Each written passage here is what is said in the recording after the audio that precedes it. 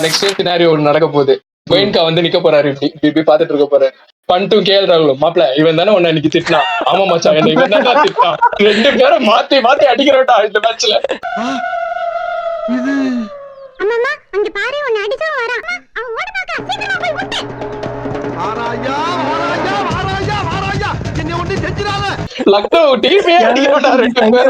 IPL டீமுக்கு நாங்க கேக்குற வேண்டுகோள் என்னன்னா, கிரிக்கெட் நாலேஜும் வளரும், கிரிக்கெட்டிங்கும் நல்லா போகும். இல்லன்னா இப்படி போய் சாக வேண்டியதுதான். ஸ்ட்ராங்கா இருக்க அடிச்சு ஜெயிக்கிறவதான் ஆம்பளை அப்படின்னு அந்த மாதிரிதான். மனசாட்சின்னு ஒண்ணு இருக்கா? ராகுல் சகர் சிஎஸ்கே மாதிரி ஒரு டீம்லயே பெஞ்ச்ல உட்கார்ந்து இருக்கான். சின்ன சேனல் கொஞ்சம் சப்போர்ட் பண்ணுங்க. ஹலோ அரட்டை மக்களே, ஐபிஎல் 2026 முடிஞ்சாலும் IPL trade and IPL trade rumour still முடியாம அது ஒரு பக்கம் போயிட்டே தான் இருக்கு. சரி, அதை பத்தி டிஸ்கஸ் பண்ணுவோம். சிஎஸ்கேல வேற பல அலசல் பொலசலான செய்திகள்லாம் ஒரு மாதிரி வந்து போகுது. ஸோ அதெல்லாம் பத்தி டிஸ்கஸ் பண்ணுவோம் அப்படின்னு சொல்லிட்டு தான் நான் என் ஃப்ரெண்டு பிளே பாய் மற்றும் உங்க எல்லாருக்கும் தெரிஞ்ச லொடலொட்டா சிஎஸ்கே ஃபேன் அவரை கூட்டு வந்திருக்கேன். ஸோ இன்னைக்கு டிஸ்கஷனை காரசாரமா ஆரம்பிக்கலாம் அப்படின்னு இருக்கோம். சிஎஸ்கே ஃபேன்ஸ்க்குலாம் ஒரு பயங்கரமான குட் நியூஸ் இருக்கு. என்னன்னா, கிட்டத்தட்ட சிஎஸ்கே ஒரு 99% கன்ஃபார்ம் பண்ணிட்டாங்க, நாங்க சிவம் டூபேவை இந்த வாட்டி ட்ரேட் பண்ண மாட்டோம்னு. அறிவு இருக்காடா? அது குட் நியூஸ் இல்ல, பேட் நியூஸ்டா. ஏடா 11 பேரைய டிராஷ்ல போட்டு முடிஞ்சா அவன் கோச்சையும் தூக்கி டிராஷ்ல போட்டு ஏதாவது புதுசா கொண்டு வாங்கன்ற மாதிரி பிளான் பண்ணிட்டு இருக்கோம். இப்பதான் சிவம் டூபே வச்சிருக்காங்களாம். இன்னொரு குட் நியூஸ் இருக்கு. என்னது? ஃபிளமிங் தான் இந்த வருஷமும் கோச்சா. அவ்வளவுதான்.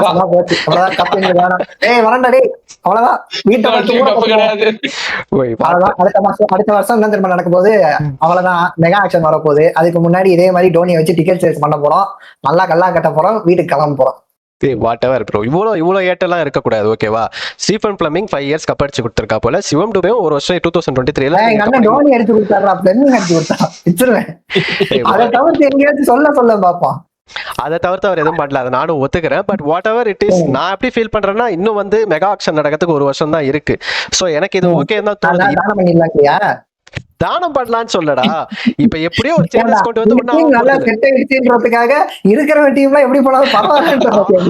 ஆமா, நீங்க எல்லாம் ஸ்ட்ராங்கா ஆயிட்டா திருப்பி நாங்க கீழே போயிடுவோம்ல. முடிஞ்ச அளவுக்கு நாங்க ஸ்ட்ராங்கா இருக்க அடிச்சு ஜெயிக்கிறவதான் ஆம்பளை அப்படின்னு அந்த மாதிரிதான். புல்டடிச்சு பயில்வானா எப்பவுமே இருக்க கூடாது. பயில்வான் அடித்த பயில்வானா தான் இருக்க வேண்டும். நாங்க வேற பயில்வான்லாம் அடிச்சுக்கிறோம், நீங்க பயில்வான் ஆகிறத பார்க்க விரும்பல. ஆனது வரைக்கும் போதும். மத்த பயில்வான்கள், பஞ்சாப்கள், அதுக்கப்புறம் ஜிடிகள், அவங்க மாதிரி பயம்லாம் கிடையாது. நீங்க இந்த ஆக்ஷன்லயும் ஸ்ட்ராங் ஆக மாட்டீங்கன்ற ஒரு தைரியம் தான், வேற எதுவும் இல்ல. அது எங்களுக்கு இருக்குது, உனக்கு என்னது? சோ அவ்வளவுதான். சிவம் டுபே பண்ணனாலே முடிஞ்சிருச்சு, சமாதி கட்டிட்டாங்க. Shivam Dube is not bad player. என்ன நீ பாத்தீங்கன்னா, நேத்து அயர்லாந்து மேட்ச்ல அவன் நல்லா தானே பண்ணிருந்தான். பிரசித் கிருஷ்ணா போலரா இல்ல சிவம் டுபே போலரா கேட்டா சிவம் டுபே 600 நல்லா போட்டிருந்தான். உங்களுக்கு யூட்டிலைஸ் பண்ண தெரியல அவனை, அதுதான் பிரச்சனை. கேப்டன் சரியில்லை, கோச் சரியில்லை. அவன் என்னதான் யூட்டிலைஸ் பண்ணாலும் அவன் சொலப்தான் சொலப்பறான். 12 மாசத்துல ஆடி அமாவாசைன்னு கூழ் ஊத்துவாங்க. அந்த மாதிரி 12 மாசத்துல கிரிக்கெட்ல வரும்போது ஏதாச்சும் ஒரு மேட்ச் ஒண்ணு போலிங் போடுறான், ஒண்ணு பேட்டிங் பண்றான், ஓகேவா? அதுவுமே பேட்டிங் எப்படி பண்றான் நான் பல வாட்டி லைவ்ல சொல்லியிருக்கேன். அவன் இன்னமும் அப்படிதான் பண்ணிட்டு இருக்கான். கரெக்ட் தான். நிறுத்த வேண்டியதானே, அயர்லாந்து கிட்ட தூக்கி நிறுத்த வேண்டியதானே, பவுலிங்ல நிறுத்தினாரு, பேட்டிங்ல நிறுத்த வேண்டியதானே. நல்லா தான் பண்ணான். பேட்டிங்கும் 14 பால்ல 25 ரன். அவனோட அபிஷேக் சர்மாக்கு அடுத்து அவன் தான் நல்லா டீம்ல ஆக்சுவலி கான்ட்ரிபியூட் பண்ணியிருந்தான். வித் பேட் வித் பால்லே நல்லா பண்ணியிருந்தான். நான் தான் சொல்றேன்ல, நீங்க சிவம் டுபே 1000 சொன்னாலும் சிவம் டுபே நீங்க தான் சரியா யூட்டிலைஸ் பண்ணல. உங்களுக்கு ஆர்டரை கரெக்டா பிக்ஸ் பண்ண தெரியல. ஸோ அது நான் சிவம் டுபே மொத்தமா குறை சொல்ல மாட்டேன். he made some mistakes. அவனுக்கு கொஞ்சம் நிறைய டெக்னிக்கல் ஸ்ட்ராங் எஃபிஷியன்சி கம்மியா தான் இருக்கு, இல்லன்னு சொல்ல. But he knows how to score runs. So நீங்க அவனை சரியா யூஸ் பண்ணாது உங்க தப்பு. எப்படி ஸ்கோர் அடிக்கணும்னு தான் தெரியல, பவுலர் போட தெரியாம போடுறாங்க, அதுதான் உண்மை. அவனோட ரோல் என்னடா பிளாட்டா இருக்கு. இது 2 ரீசன் தான் காரணம். அது இல்ல, எனக்கு ஒரு பாயிண்ட் இருக்கு. நான் என்ன சொல்ல வரேன்னா, ஃபர்ஸ்ட் வந்து சிஎஸ்கேக்கு வர்றதுக்கு முன்னாடி டூபே வந்து ஆர்ஆர்ல தான் இருந்தான். ராஜஸ்தான் ராயல்ஸ்ல அவன் ஆக்சுவலா பவுலிங்கும் போடுவான். ஓரளவு அட்லீஸ்ட் ஒரு 4 ஓவர் கம்ப்ளீட் பண்ணலனா கூட 2 ஓவர்ஸ் 3 ஓவர்ஸ் நல்லா போடுவான். அவன் நல்ல ஒரு பவுலர் தான், ஒரு 120 130 போடுற அளவுக்கு நல்ல பவுலர் தான். பட் ஏன் சிஎஸ்கேக்கு வந்து திருப்பி அவன் அந்த பவுலிங் இதை எடுக்கவே இல்லை, ஃபுல் அண்ட் ஃபுல் பேட்டிங்ல கான்சென்ட்ரேட் பண்ணான்னு தெரியல. அது தலைவன் அதுக்கு ரீசன் நான் சொல்றேன். ஏன்னா பேட்டிங் சுத்தமா இல்ல டீம்ல. அது ஏன்னா மட்டும் இல்ல மேல 2 பேர் ஆடினா கீழே எல்லாம் தத்தரத்தோம் தெரிகிறத்தோம் எல்லாம் பரதநாட்டியம் ஆடுறாங்க அனன்யா பாண்டே மாதிரி. அது மட்டும் இல்ல நீ அவனை போலிங் போட வச்சா அவனை ஃபீல்டிங் வேற பண்ண வைக்கணும். தோனி பாத்துருப்பாரு, இவனை வச்சு நீ ஃபீல் பண்ணினா எல்லா கேட்சும் விட்டுருவான், நல்லா ஃபீல்டரை வச்சு இவன் இம்பாக்ட் பிளேயரா யூஸ் பண்ணுவான்னு சொல்லிட்டு அப்பத்துல தான் போலிங் சிஎஸ்கே ஐபிஎல்ல போறதே கம்மி பண்ணா. பட் எனக்கு என்னன்னா சிவம் டுபேயோட யூசேஜ் தான் ப்ரோ ப்ராப்ளம் ப்ரோ. அவன் ஸ்பின் ஹிட்டர்னு ஊருக்கே தெரியும், அவனை போய் நீ ஃபினிஷரா இறக்குனீங்கன்னா அவன் மாதிரி ஜோக் பண்ணுவான். வாழைப்பழம் பேசுறிய உங்க டீம் தானே விட்டானுங்க ஃபர்ஸ்ட் கேட்க வேண்டியதானே. இல்ல வேணாம், சிவம் டுபே இப்ப கொடுத்தாலும் வேணாம், போதும் இருக்கிறதே போதும். நாங்க அதிக் பண்ணவே வேணாம்னு சொல்றோம். ஓகேவா, உங்களுக்கு கதை நாங்க வேணா ஃப்ரீயா ரொம்ப ஃப்ரீயா கூட கொடுக்குறோம். நீங்க எனக்கு திருப்பி எதுவுமே தர தேவையில்ல, அவனை கூட வச்சுக்கோங்க. ஆனா சிவம் டுபே வேணாம், நானே சொல்றேன். இப்ப மட்டும் சிவன் வேணாமா அவருக்கு? நாங்க வேணாம்னு சொன்னா மட்டும் யூட்டிலைஸ் பண்ணல, வச்சு கடி ஆட்டல மணி ஆட்டலன்னு வேண்டியது. மோட்ரா அங்க இல்ல, சும்மா தூக்கி வந்துட வேண்டியது சும்படிக்கிறது. சரி ஓகே ஓகே வாட் எவர். உங்க ரெண்டு பேருமே கேக்குறேன், ஸ்டீஃபன் ஃபிளமிங் இப்ப கோச்சா கண்டினியூ பண்றத பத்தி உங்களோட தாட்ஸ் என்ன? என்ன கேட்டா அவர் ரிட்டையர் ஆயிடலாம். அவர் நாட்டுக்கும் வீட்டுக்கும் செய்யும் சேவை அதான் நான் நினைக்கிறேன். ஸ்டீஃபன் ஃபிளமிங் எனக்கு தெரிஞ்ச அவரு நல்லா தான் பண்ணிருக்காரு. லொடலோட்டா சொன்ன மாதிரி அது 5 வருஷத்துல பண்ணாருன்னா அது எல்லாமே டோனி அடிச்சது. டோனி அவர் எப்ப பார்த்தாலும் ஆமா சார் கீழே மிச்சர் பேக்கெட் இருக்கு எடுத்துக்க மறந்துட்டீங்க அந்த மாதிரி இப்படியேதான் ரியாக்ஷன் கொடுத்துட்டு இருப்பாரு. நம்ம டக் அவுட்ல பாக்கும் போதுனா இதே ரியாக்ஷன் தான் அவர் கொடுத்துட்டு இருப்பாரு. அதனால அப்படியே ஆப்போசிட்னா அப்படியே நம்ம சொல்லிடலாம், அந்த மாதிரி இருக்கும். உட்காந்துட்டு இருப்பாரு, அவன் உட்காரவே மாட்டான், இவன் உட்காந்துக்கிட்டே தான் இருப்பாரு. அதுதான், வேற ஒன்றும் கிடையாது. தெரியல, மேபி நெக்ஸ்ட் அந்த மெகா ஆக்ஷனுக்கு அப்புறம் மேபி சேஞ்சஸ் பண்ணா கரெக்டா இருக்கும். அதனால இந்த வாட்டி இவ்வளவு வருஷம் அடி வாங்கிட்டோம், இந்த ஒரு வருஷம் தானே சேர்த்து வாங்கிடுவோம், அதையும் ஃபிளமிங் மேலே அந்த பழிய தூக்கி போட்டுருவோம் அப்படின்னு நினைச்சிட்டு இருப்பாங்கன்னு நினைக்கிறேன் காசி தாத்தா சிஎஸ்கே மேனேஜ்மெண்ட். அடுத்த ட்ரேடுக்கு மூவ் ஆகும். ஹர்திக் பாண்டியா ஜெய்ஸ்வாலை வந்து மும்பை பிளேயர், மும்பை பையன் தான். ஸோ அவனை வந்து ஓப்பனிங் வந்து இறக்கலாம். ரோஹித் சர்மாவும் வந்து கூடிய சீக்கிரம் ரிட்டையர் ஆகிற ஸ்டேஜில் இருக்காரு. ஸோ லைக் டு லைக் ரீப்ளேஸ்மெண்ட்டாக ஜெய்ஸ்வால் ஓப்பனிங் இறக்கி விட்டா நல்லா இருக்கும்ன்ற மாதிரி போயிட்டு இருக்கு. மீன்வைல் பார்த்தீங்கன்னா ஹர்திக் பாண்டியாவும் ஆர்ஆர் போனால் அவருக்கு கேப்டன் சிஸ்டிங் கிடைக்கும் அப்படின்ற மாதிரி ஒரு ரூமர்ஸ்லாம் போயிட்டு இருக்கு. அதை பத்தி என்ன நினைக்கிறீங்க? நடக்க வாய்ப்பு இல்லை, ஜெய்ஸ்வால் போக மாட்டான். ஜெய்ஸ்வால் வந்து ஆர்ஆர் விட்டு போக வாய்ப்பு இல்லை. அப்படி நீ சொல்லவே முடியாது. ஏன் சொல்ல முடியாதுன்னா ஜெய்ஸ்வால் மும்பை நல்லா பெர்ஃபார்ம் பண்றான். வைபவ் சூரியவன்ஷிக்கு ஜெய்ஸ்வால் நல்லா செட் ஆயிருக்கான். இப்பதான் எப்படி மாத்துவாங்க? ஓகே, என்ன செட் ஆயிருக்கான்? ஒன்னெல்லாம் பெருசாலாம் செட் ஆகல. 2 பேரும் அதிரடியா ஆடுறவங்க, அவ்வளவுதான். நீ யோசிப்பாரு ஆர்ஆருக்கு எங்க ரொம்ப பெரிய வீக்னஸ் இருந்துச்சு, டாப் ஆர்டர்ல இல்ல மிடில் ஆர்டர்ல? மிடில் ஆர்டர் தான். அப்ப ஹர்திக் பாண்டியா வந்து அதான் ஹர்திக் பாண்டியா வச்சு ஃபுல்ஃபில் பண்ணலாம்ல. டாப் ஆர்டர்ல உனக்கு சூர்யா வச்சு கூட யார வேணா ஆட வைக்கலாம். கரெக்ட் தான், நீ சொல்ற பாயிண்ட் கரெக்ட் தான். ஓப்பனிங் வீக்கெண்ட் அப்படி பார்த்தா அதெல்லாம் உனக்கு நிறைய பேர் ஹர்திக் பாண்டியா கேப்டன்சி பண்ணும்போது எப்படி உடனே பவர் பிளேலே வந்து ஆடுறான், அதே சிச்சுவேஷன் தான் அங்க நடக்கும். நீ லுவாண்டியோ பிரிட்டோரியஸ்னு ஒரு பையன் இருக்கான் ஆக்சுவலி ஆர்ஆர்ல. எனக்கு தெரிஞ்சு அவனுக்கு ஒரு சான்ஸ் கொடுப்பாங்க ஓப்பனிங். அவன் இப்ப எம்எல்சில நல்லா பண்ணிட்டு இருக்கான். அதான் சொல்றேன். இப்ப ஹர்திக் ஜெய்ஸ்வால் ரூமர் பாத்தீங்கன்னா ஜெய்ஸ்வால் போக எனக்கு தெரிஞ்சு சான்சஸ் இருக்கு. ஆனா ஹர்திக் போறதுக்கு எனக்கு தெரிஞ்சு சான்சஸ் இல்லன்ற மாதிரி தான் நான் ஃபீல் பண்றேன். இல்ல ரியான் பராக் ஆல்ரெடி அவன் தான் வந்து அடுத்த ஃபியூச்சர் கேப்டன்ற மாதிரி ஆர்ஆர் வந்து கிளியரா டிசைட் பண்ணிட்டாங்க. ஓகேவா, இன்கேஸ் அவங்க கிட்ட இருந்து கேப்டன்சி கொடுக்குறாங்கன்னா ஒரு 2-3 இயர்ஸ் கழிச்சு அது வைபவ் சூரியவன்ஷி தான் போவோம். ஏன்னா அடுத்த ஃபேஸ் அவங்களுக்கு அவன் தான். ஓகேவா, சோ ஹர்திக் பாண்டியா அதனால யோசிப்பாருன்ற மாதிரி எனக்கு தோணுது. இந்த ட்ரேட் அக்செப்ட் கண்டிப்பா ஹர்திக் பாண்டியா வந்து போக மாட்டான். இன்கேஸ் ஹர்திக் பாண்டியா போனாலும் ஹர்திக் பாண்டியாவும் சரி ரியான் பராகும் சரி உனக்கும் எனக்கும் போட்டி அப்படிங்கிற மாதிரி ஆட்டிடியூட்ல இவனும் ஆட்டிடியூட் காட்டுறது. இன்னொன்னு ரியான் பராக் கேப்டன்சில கண்டிப்பா ஹர்திக் பாண்டியா கீழே விளையாடவே மாட்டான். நீ எப்படா என்ன நீ முறைக்கலாம், நீ எப்படா என்ன இது பண்ணலாம் அப்படிங்கிற மாதிரி. ரியான் பராக் பத்தி நமக்கே தெரியும். கேப்டன்சி கேட்டவரு ரியான் பராக் பத்தி நமக்கே தெரியும். லாஸ்ட் ஏதாச்சும் ஒரு ஓவர், ஏதாச்சும் ஒரு 2-3 ஓவர் வந்து ஃபேஸ் குடுக்குற இடத்துல ஸ்பின்னருக்கு கொடுத்து தொப்பியை தூக்கி அடிச்சுட்டு அவர் பாட்டுக்கு போயிட்டு இருப்பாரு. அப்படி இப்படின்னு பண்ணிட்டு போயிட்டு இருப்பாரு. அதெல்லாம் ஹர்திக் பாண்டியா கிட்ட நடக்காது.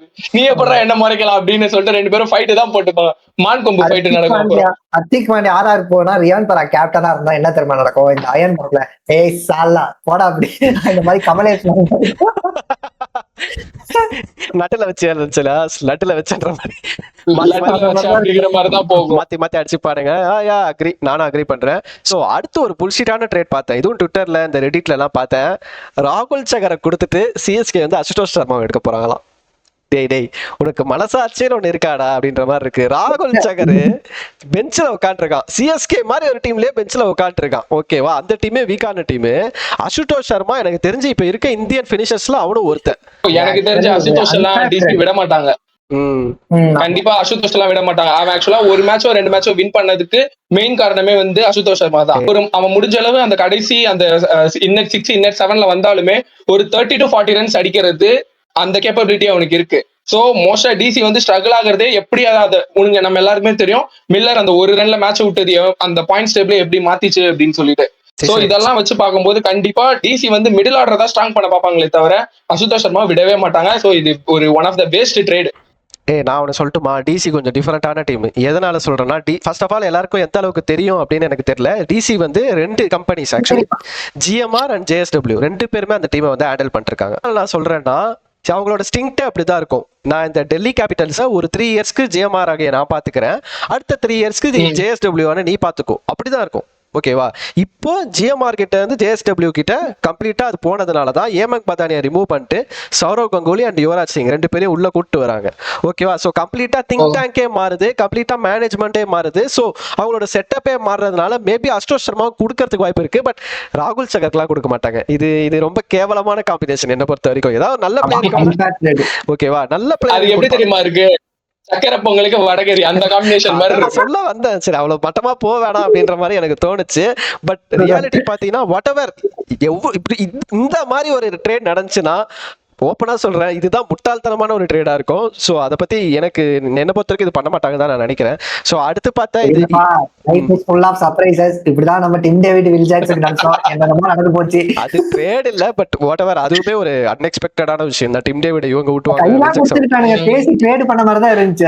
அது அப்படிதான் இருந்துச்சு. ஆமா ட்ரேட் மாதிரி தான் இருந்துச்சு. அதுவும் நீ லாஸ்ட்ல ஓகே நான் இவனை கொடுத்துறேன் அவ்வளவுதான் மாத்திக்கலாம் அப்படிங்கிற மாதிரி மாத்திட்டு வந்துட்டானுங்க. அவங்களுக்குள்ள பேச்சுவார்த்தை எல்லாம் இருக்கும் ப்ரோ, அதெல்லாம் நம்மளுக்கு தெரியாது. பட் இந்த மாதிரி பேச்சுவார்த்தை எல்லாம் இருக்கும், இந்த மாதிரி பெரிய பிளேயர் சஸ்பெக்ட் பண்ணி. அதான் ப்ரோ வச்சு லேப்டாப் எல்லாம் தட்டிட்டு இருக்காங்களே. ஓகே இந்த ஆக்ஷன் ஓகே முடிஞ்சிச்சா, ஓகே என்டர் அப்படின்னு அடிச்சிட்டு இருக்காங்களே. வாட்ஸ்அப்ல குரூப் மெசேஜ் அனுப்புனேன், இவனை நான் எடுத்துக்கிறேன், நீ இவனை எடுத்துக்கோ. ஆமா குறுக்க வேணாச்சு வந்தா வெட்டுவேன் அந்த மாதிரி இருக்கும் போல. பட் அடுத்து ஒரு ட்ரேட் பார்த்தேன், இது ஆக்சுவலி 100% நடக்காது. Hardik Pandya to RCB, Bhuvi and Venkatesh Iyer to MI அப்படின்ற மாதிரி பார்த்தேன். ஆர்சிபி பண்ண மாட்டாங்க, ஏன்னா we are focused to get third டைட்டில்ன்றதுனால CL T20 வேற இருக்கு, அதையே நாங்க அடிக்கணும். ஸோ ஹர்திக் பாண்டியா இதுவே போதும் இது போதும் எனக்கு அப்படின்ற மாதிரி இதுவே போதும். வாய்ப்பில்லை எங்களால தோக்கடிக்கவே முடியாது. So two times champion. சரி ஓகே, அவுட் ஆஃப் டாபிக் போக வேணாம், நம்ம இப்ப ட்ரேட பத்தி மட்டும் பேசுவோம். ரெண்டு வாட்டி கண்டினியூ அடிச்ச மாதிரி அதானே நாங்கெல்லாம் அடிச்சிட்டு தான் இங்க உட்கார்ந்துட்டு இருக்கோம். ஃபர்ஸ்ட் பண்ணதே நாங்க தான் ஃபர்ஸ்ட். நாங்க செகண்ட்டா, நீங்க தேர்டா. அதான் நானும் சொல்றேன், நாங்க தேர்டா கப் அடிச்சு ஃபர்ஸ்ட் வருவோம். அதுல பாருங்க, அப்படி வெயிட் பண்ணுங்க. எப்படி பார்க்க போறோமோ. 17 வருஷமா உருட்டிக்கிட்டே இருந்தா, அது ஞாபகம் இருக்கா? திருப்பி உருட்டாது, அது உங்களுக்கு நல்லதுக்கு இல்ல, பாத்துக்கோ. அனுபவத்துல இன்னும் 1 வருஷம் நான் வெயிட் பண்றேன், இன்னும் 1 வருஷம். அதுக்கப்புறம் உங்க யாரையுமே நான் பேச விட மாட்டேன்டா. 3 டைட்டில் அடிச்சுட்டு பேசுறேன். ஓகே வா இல்ல டாபிக் கொள்ள போலாம். அடுத்து வந்து நான் ஒரு ட்ரேட் பார்த்திருக்கேன், இது கொஞ்சம் going to be serious trade. And இது நடக்குமா நடக்காதான் தெரியல.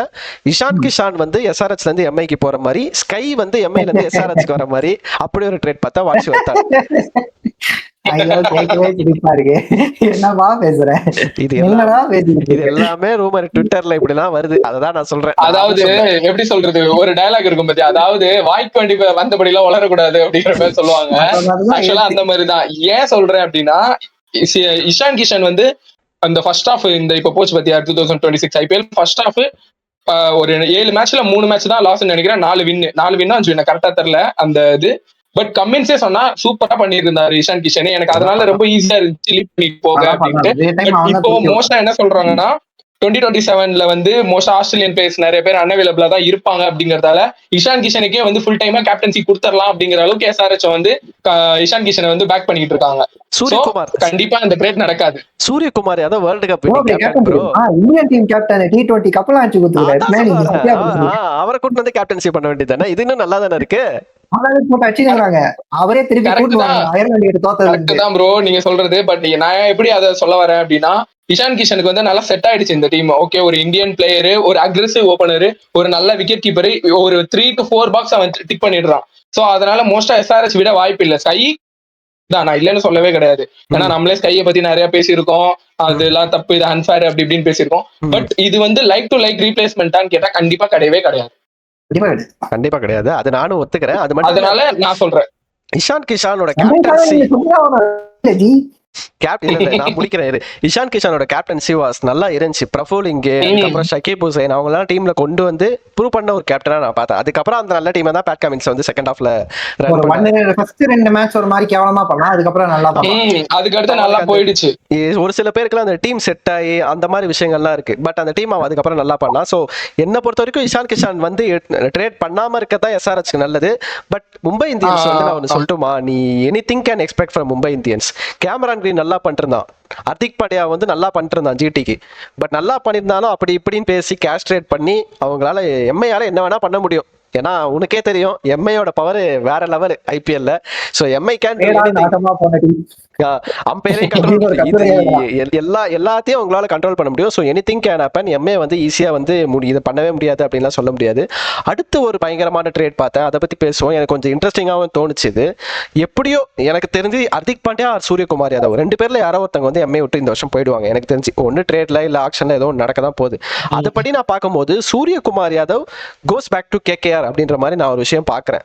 It is a good trade அப்படின்ற மாதிரி நான் ஃபீல் பண்றேன். ஏன் அப்படி சொல்றேன்னா, இன்னொரு விஷயம் ஆக்சுவலி இதை பத்தி நான் ஏதோ ஒரு வீடியோலயோ யாரோ ஒருத்தி சொல்லி பார்த்தேன். என்ன சொன்னாங்கன்னா, கம்பீர் வந்து கேப்டன்சி கம்பீர் வந்து கோச்சிங்ல இருந்து ரிசைன் பண்ணிட்டு அவர் அதுக்கப்புறம் திருப்பி கேகேஆருக்கு மென்டாராவோ கோச்சாவோ வரலாம்.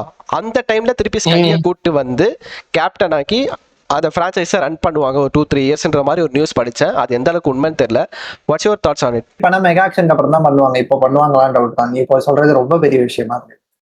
ஸ்கை வரது ஓகே, ஆனா மோர் ஓவர் பார்த்தேன்னு வச்சுக்கேன், ரகானி ஒரு மாதிரி செட் பண்ணிட்டான். டீம் நல்லா செட் பண்ணி சூப்பரா ஆட ஆரம்பிச்சிட்டா. அப்படி இப்போ வந்து ஸ்கை வர்றதுனால கோலார் ஆகிறதுக்கும் சான்சஸ் இருக்கு. இல்லடா, டீம்ல என்னடா செட் ஆச்சு? நிறைய ஓட்டிங் இருந்துச்சு. அந்த டீம் எப்படியோ வின் பண்ண கத்துச்சு, அவ்வளவுதான். என்ன ஸ்டில் சுனில் நரேன், வருண் சக்கரவர்த்தி ஃபார்முக்கு வந்தான், அது டீமுக்கு ஒரு ஸ்ட்ராங் ஆச்சு, அவ்வளவுதான். அங்கிரிஷ் ரகுவன்ஷி ஒரு கன்சிஸ்டன்டா ஆட ஆரம்பிச்சா. முக்கியமா அவங்க வின் பண்ண ஆரம்பிச்சது எப்படின்னா, அந்த ரிங்கு சிங் ஃபார்முக்கு வந்த அப்புறம் அவங்க டீம் கொஞ்சம் மேல போச்சு. அதுதான் ரியாலிட்டி. அதை தவிர்த்து நீ பாத்தீங்கன்னா ஃபாஸ்ட் பவுலிங்ல இன்னும் ஒரு சில ஏரியாஸ் அவங்க கண்டுபிடிக்கணும். Maybe Harshit Rana next year return ஆயிடுவான், இல்லன்னு சொல்ல. பட் ஃபாஸ்ட் பவுலிங்ல ஒரு சில லூப் ஹோல்ஸ் இருக்கு. ரகானேவோட பேட்டிங்கே ஒரு லூப் ஹோல் இருக்கு. ஸோ இந்த மாதிரி நிறைய ப்ராப்ளம்ஸ் இருக்கு. ஸோ ஆக்சுவலி ஸ்கை வரது எனக்கு தெரிஞ்சு நல்ல விஷயம் தான். ஸ்கை ஆல்ரெடி கேகேஆர்ல வைஸ் கேப்டனா இருந்ததுனால மேபி இது ஒர்க் அவுட் ஆகலாம் அப்படின்ற மாதிரி தான் நான் பாக்குறேன். ஓகே, நீ சொன்ன ரிங்கு சிங் வின் பண்ண வச்சான்ட்டு. பட் ரிங்கு சிங் வின் பண்ண வச்சானா அதுக்கு வந்து ரிங்கு சிங் கஷ்டப்பட்டானோ இல்லையா, எல்எஸ்டி தான் ரொம்ப கஷ்டப்பட்டாங்க அந்த மேட்ச்ல. ஏன்னா அந்த மேட்ச்ல இருந்து தான் கேகேஆருக்கு மொமெண்டமே திரும்பிச்சு. திக்னேஷ் ரத்திய கடைசி ஓவர் போட விட்டு அது ஒரு மாதிரி ஆக்கி, அதுக்கடுத்து கேகேஆர் மொமெண்டமே கொஞ்சம் வேற மாதிரி ஆக்கி விட்டானுங்க. சூப்பர் ஓவர்ல போயிட்டு வின் பண்றது, அதுக்கு அடுத்துதான் ஆக்சுவலா அவங்க வந்தாங்களே. அந்த இது வச்சுதான் நான் சொல்ல வருவேன். பட் நீ சொன்ன ஒரு விஷயம் வந்து நான் அக்செப்ட் பண்ணிக்கிறேன். ஏன்னா கேகேஆருக்கு வந்து சூரியகுமார் தேவையானா தேவைதான். லொடலட்டா சொன்ன மாதிரி எனக்கு தெரிஞ்சு அது வந்து நெக்ஸ்ட் மெகா ஆக்ஷனுக்கு அப்புறமா தான் இருக்கும். இப்போ கண்டிப்பா அது நடக்க பாசிபிள் இல்ல. கம்பீர் உடனே ரிசைன் ஆயிட்டு வந்து அது கொஞ்சம் பாசிபிள் ரொம்ப கம்மி. அது எனக்கு தெரியல. இப்போ ரிசைன் பண்ற மாதிரி தெரியல. அவர் ஒரு வேர்ல்ட் கப் அடிச்சிட்டாரு, சாம்பியன்ஸ் ட்ராஃபி அடிச்சிட்டாரு. ஸோ இவ்வளவு சீக்கிரம் அவரும் ரிசைன் ஆக மாட்டாரு. ஸோ இதெல்லாம் தான் நான் பார்த்தது.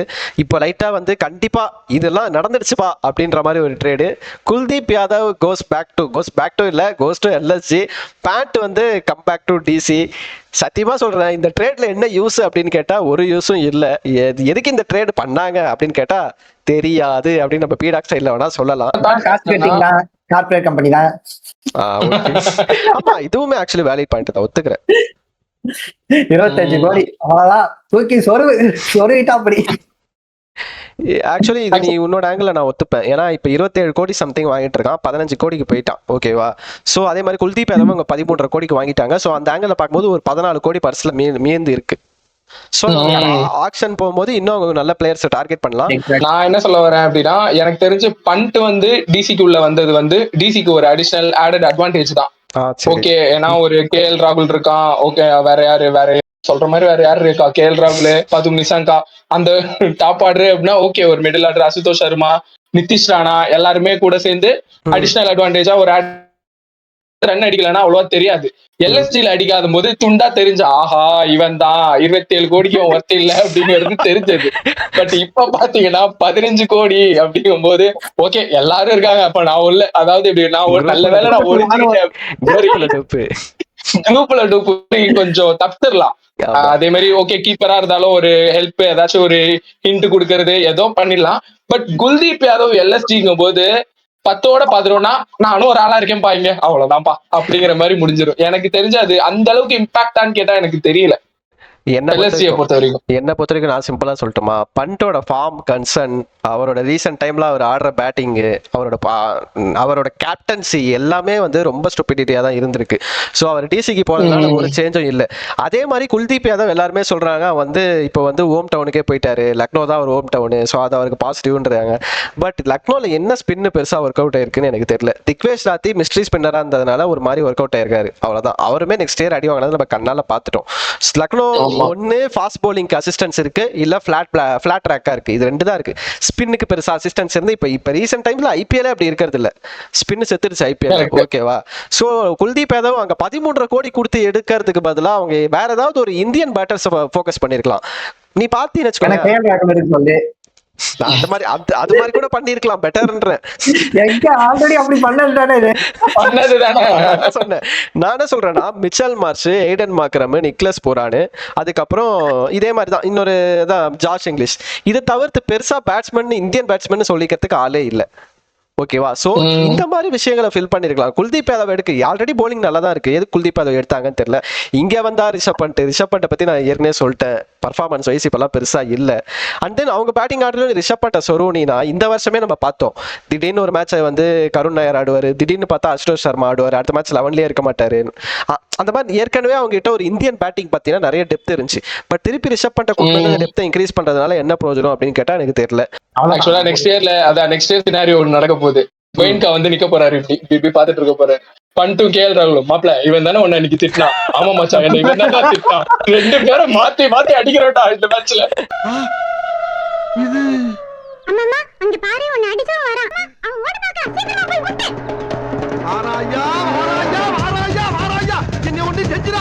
லக்னோ டீமே அடிக்கிறோட்டா ரெண்டு பேரும். ஆமாண்டா, அந்த மாதிரி எல்எஸ்சில இருந்து லீவ் ஆகிற கேப்டன் எல்லாம் அப்படியே டிசி பக்கம் திரும்பி போயிடுறாங்க. முதியோர் உன்னை திட்டால, ஆமாடா என்னையும் திட்டாண்டா, விடுறா ரெண்டு பேரும் சேர்த்து கொடுத்துடலாம்டா இன்னைக்கு அவனுக்கு. எப்படி நீ என் ஃப்ரெண்ட் திட்டல, ரெண்டு பேரும் ஒரே மேட்ச்ல செஞ்சுரி அடிக்கிறாங்கன்னா எல்எஸ்சி அகைன்ஸ்ட் ஓபனிங் எனக்கு சோசியல் மீடியா ஃபுல்லா எல்எஸ்சி அத இல்ல கோயங்கா நல்லா யோசிச்சு பாருண்டே, உனக்கு 2 வருஷம் 27 கோடி கொடுத்தேன், நீ பாட்டு பேக்கெட்லாம் வாங்கிட்டு 15 கோடிக்கு டிசிக்கு போயிட்டியாடா. என்ன பார்த்தா எப்படி இருக்கு? ஆக்சுவலி நீ ஒரு இன்டர்வியூ பார்த்த 2 வருஷத்துக்கு முன்னாடி, கோயங்கா ரிஷப் பண்ட் இன்டர்வியூ பேசுறாங்க. ஆஃப்டர் எம்எஸ் தோனி ரிஷப் பண்ட் தான் பாத்தீங்கன்னா இந்த மாதிரி 5 டைட்டில் அடிச்சு மேஜிக் பண்ண போறாரு அப்படின்னா, அவர் தான் அடுத்த எம்எஸ் தோனி அப்படின்னு. அவன் பாப்பா பேக்கெட் வாங்கிட்டு அடுத்த 2 வருஷம் கழிச்சு கைண்டு போயிட்டான், என்ன விட்டுருங்க நான் டிசிக்கே போறேன் என்னால முடியல அப்படின்னு சொல்லிட்டு. ஸோ அது ஆக்சுவலி நீ சொன்ன அந்த கோவில் மீம் டெம்ப்ளேட் பயங்கரமா சூட் ஆகும். அடுத்த வருஷம் அந்த மொமெண்ட்டுக்காக வெயிட்டிங் நானும். ஓகே, இதுதான் ஆக்சுவலி. சரி, who will be the LSC captain of the IPL 2027? இப்ப கிடையாது, எனக்கு தெரிஞ்சு ஓவர்சீஸ் பிளேயர் தான் கேப்டன் வாய்ப்பு இருக்கு, ஹை பாசிபிள் இருக்கு. ஆனா வேற யாரும் பெருசா இல்ல. அது கரெக்ட் தான், பட் அவங்க டீம்ல இருக்க 4 ஓவர்சீஸுமே கேப்டன்சி மெட்டீரியல் தான், அதான் பிரச்சனை. Markram, Pooran, Mitchell Marsh.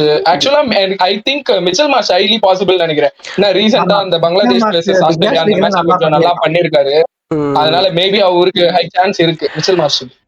எனக்கு என்ன எய்டன் மார்க்ரம்னு தோணுது. வேர்ல்டு கப்லாம் வந்து இந்தியால நல்லா பண்ணிருக்காரு. அண்ட் தென் அவங்களோட இன்னொரு லீக் இருக்கு எஸ்ஏ லீக்ல, அதுல மிச்சல் அதுல வந்து அந்த கோயங்கா டீமுக்கு எய்டன் மார்க்ரம் தான் கேப்டன். ஆக்சுவலி அதை வச்சு அப்படியே கொடுப்பாங்க சொல்ல முடியாது, பட் மேபி அதை அவங்க அப்படியே ரெப்ளிகேட் பண்ணி ட்ரை பண்ண பார்ப்பாங்க, அந்த சக்சஸ் இங்க கிடைக்குதா அப்படின்னு சொல்லிட்டு. இதெல்லாம் தான் நம்ம பாத்துருக்க கன்ஃபர்ம் ட்ரேட் ஒன்னு, மிச்சம் எல்லாமே ரூமர் ட்ரேட்ஸ். இன்ட்ரெஸ்டிங்கா இருந்துச்சு. சோ உங்களுக்கு இந்த மாதிரி வேற என்ன ரூமர் ட்ரேட்ஸ் இருந்துச்சுன்னா கமெண்ட் பண்ணுங்க, அதை பத்தி பார்ட் 2 வீடியோ போடுவோம், அதை பத்தி இன்ட்ரெஸ்டிங்கா பேசுவோம்.